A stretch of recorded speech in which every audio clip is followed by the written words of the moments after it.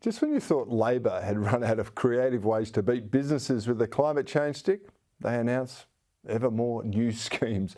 Environment Minister Chris Bowen is actually developing 6 sectoral plans for electricity and energy, industry, buildings, transport, resources and agriculture. They're all designed to help reach Australia's net zero 2050 goals.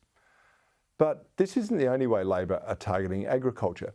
They've just released the National Statement on Climate Change and Agriculture, and on Tuesday the Senate will hand down their report into Labor's Nature Repair Market Bill, which may have serious implications for our farmers.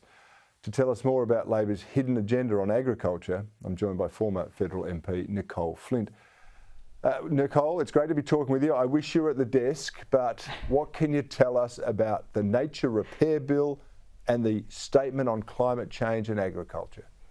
Well, Cory, Labor is coming at Australian farmers any way they possibly can, and Australian farmers need to be keeping a very close eye on what the plans of the Albanese government are. So first of all, Cory, about a week ago we saw Chris Bowen announce these 6 sectoral plans, as you've just explained. There's no detail, so we don't know precisely what they are planning to do to agriculture and how they are planning to progress their net zero fantasy.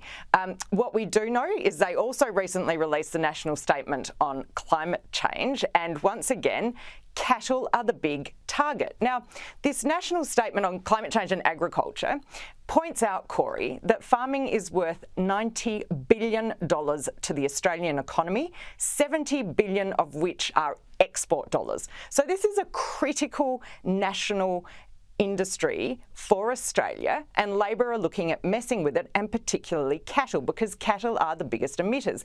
They're also very difficult emitters to deal with, and the only plan that Labor seems to have, as outlined in this new National Statement on Climate Change and Agriculture, is feeding cattle seaweed. Now, Cory, I've spoken about this on your show before.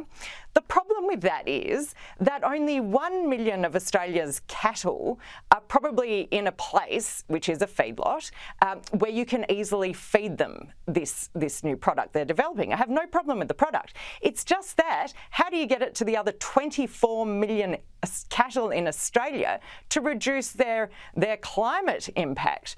So this is something we have to keep a very close eye on, Cory.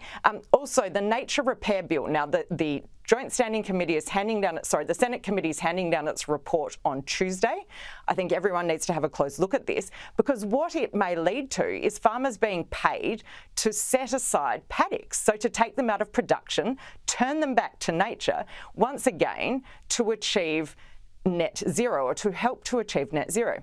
Now, Cory, what's really made me most nervous about this, I suppose, is that you look to Ireland, you look to the Netherlands, and what they're currently doing to their farmers. The Irish government has recently suggested that they will kill for no reason apart from to achieve their climate change aims.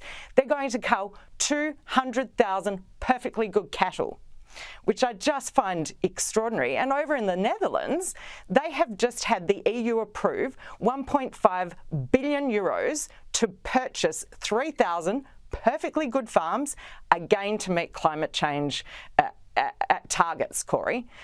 Is this what we're looking at? Is this where we are heading? This is insanity, what we're seeing overseas.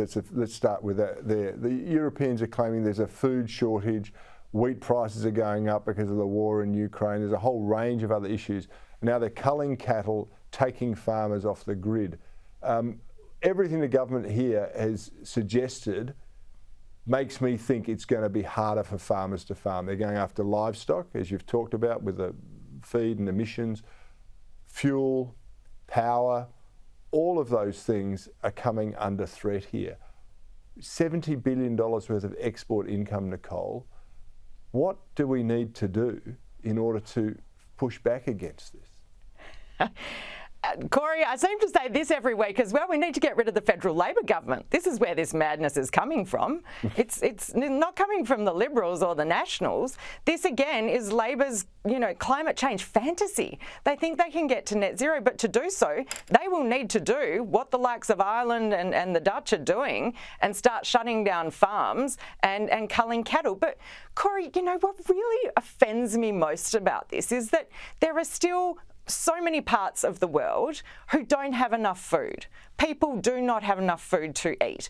Children don't develop properly because their brains don't get the protein they need. And here in the privileged Western world, we're talking about culling perfectly good cattle, for example, and shutting down very good, productive land. For what?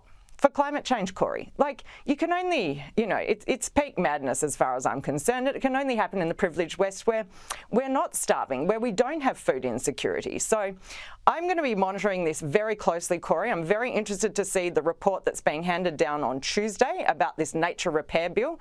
And as you and I try to do, this is precisely what the hidden agenda is. This is where Labor might be heading. So I think we should keep a close eye on it, Cory. I don't doubt that they are heading in that direction. I'm going to disagree with you because I've said it every week that this is peak madness, and every week I'm wrong because they get crazier and crazier and crazier with these policies that go forward. It's insanity because nothing we do is going to change the climate whatsoever, and even the chief scientist admits that. From an Australian point of view, we are just, signing our own economic suicide note, and now we're targeting our farmers. Really silly stuff. Nicolle Flint, next week I hope you'll be in the studio with me. Do you have any ideas, though, about what's going to happen in Parliament this week? What do you reckon's really on the agenda for the government? Well, let's see whether Albanese has the courage of his convictions on his housing bill. He's making some vague threats that he might need to call a double dissolution to get it through, but I don't think he'll do, well, he may, but just given what we're seeing in Western Australia, and they had a by-election there over the weekend, and Labor's primary vote took a massive hit.